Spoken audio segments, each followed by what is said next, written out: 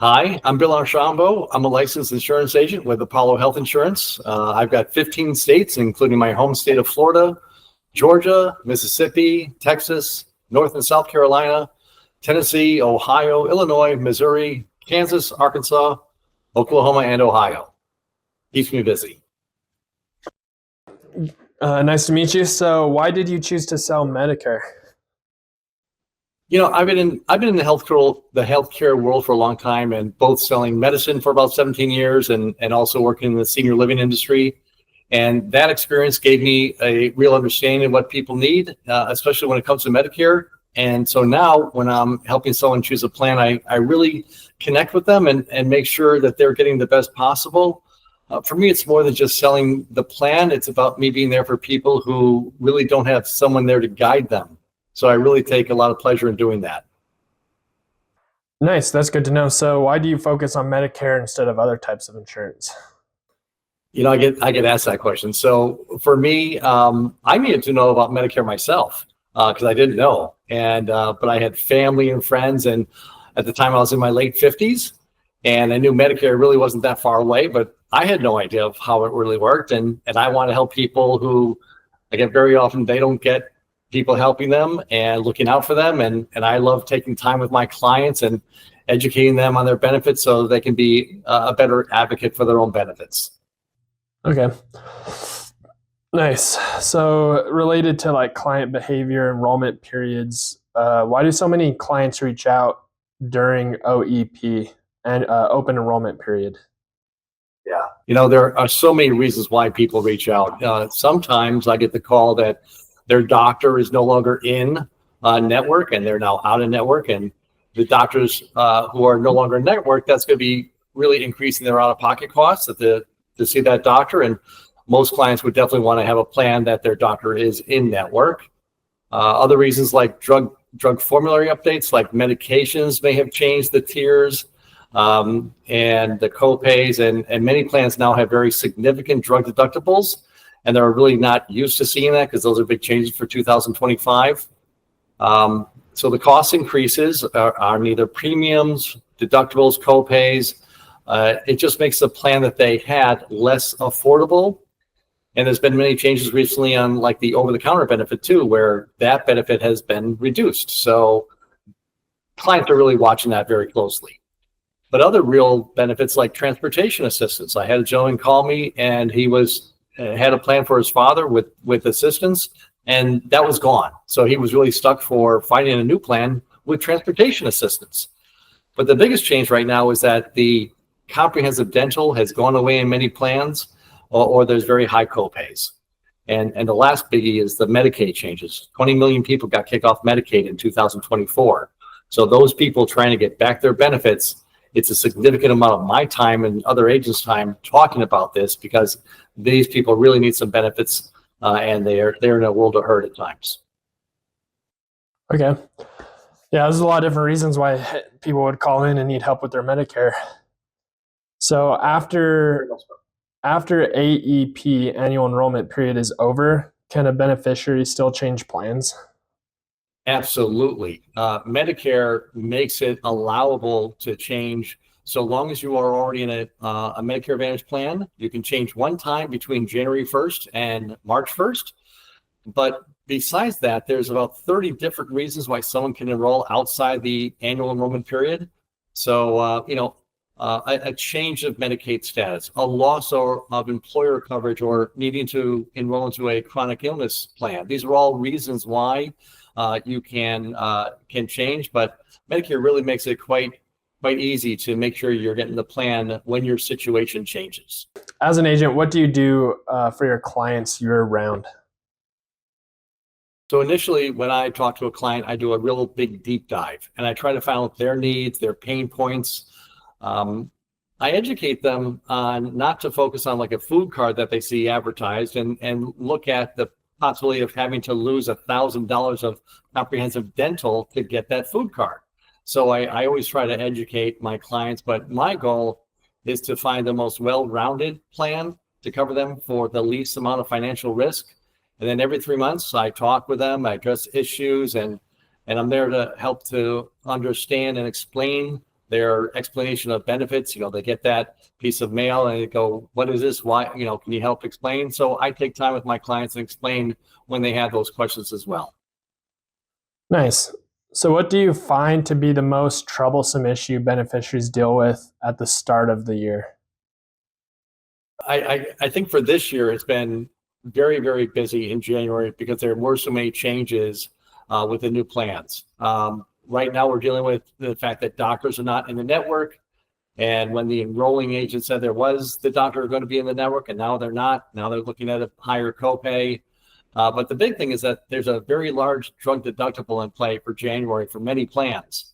That has really caused a lot of issues. Also, the missing comprehensive dental benefits, missing transportation benefits. And again, with all those 20 million Medicaid individuals who lost their coverage on their state plans, they're looking to try to get something to recoup some of those benefits.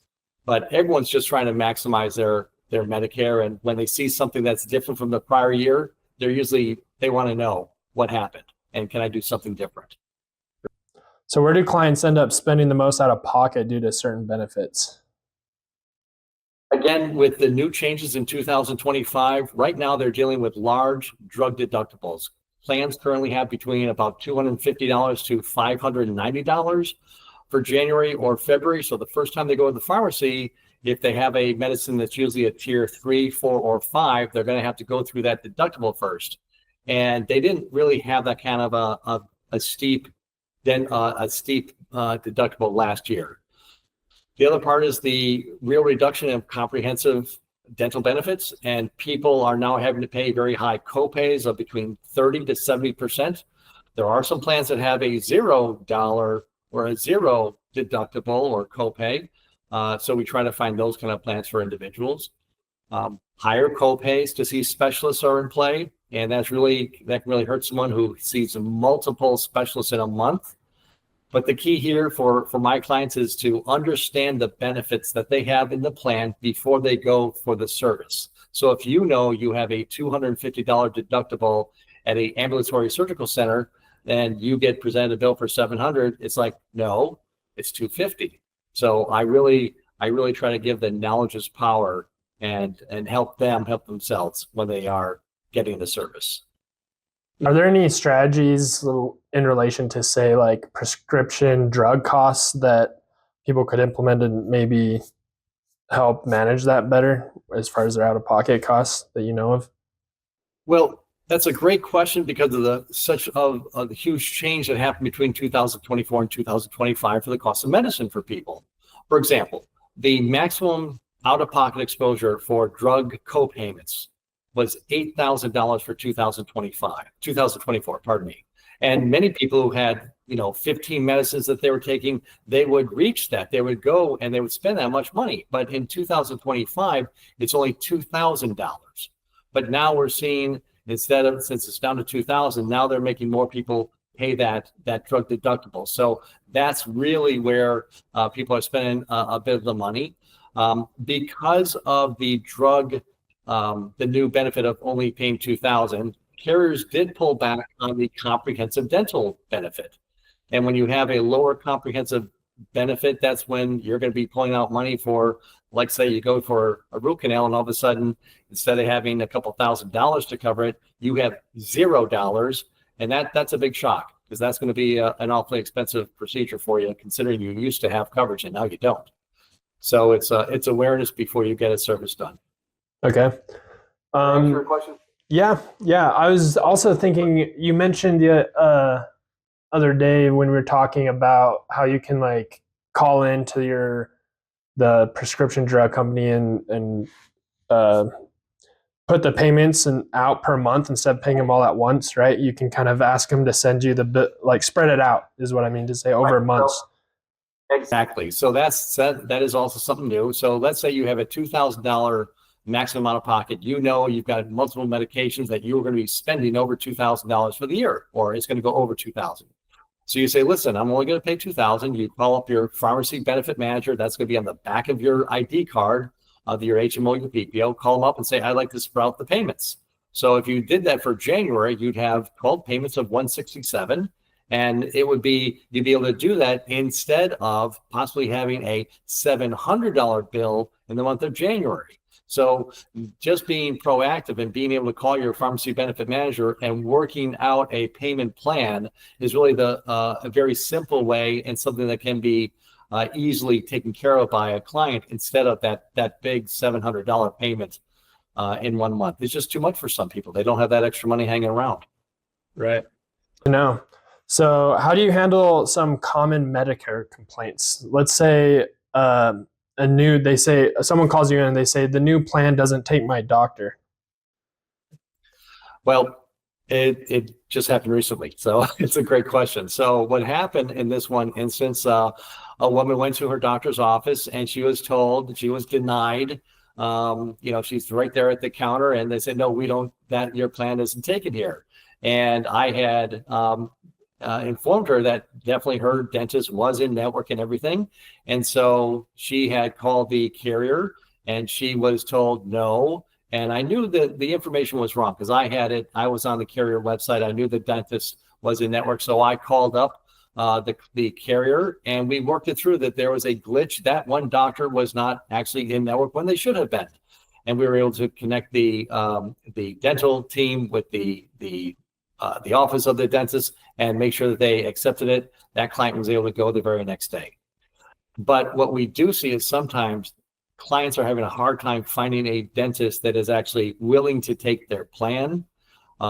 Dentists who may say they do take it, but actually they are not going to take the plan. So what I do, it's an individual case. I hand hold them. We go through the process. We look at the doctor. I double check. I call the carrier. And if that dentist is no longer taking the plan, then we're going to find a new dentist that does take the plan. Because the trick with Medicare is to maximize your benefits by going through the network. If that doctor doesn't want to take the plan, it's time to change and go to another dentist or doctor that is able to maximize your benefit. That's the key for Medicare. Okay, good to know. So let's say another client calls in and asks you and says, my January drug bill is $700 and I'm not used to paying that. Why is it so high? It might allude to what we were just discussing earlier about their prescription drug costs. So in that case, that person, hopefully they have enough medicine to go for a little bit of time. But the first thing I would do, I would call on the back of your ID card, call that pharmacy benefit manager and say, hey, I got this big bill. Is this something we can do?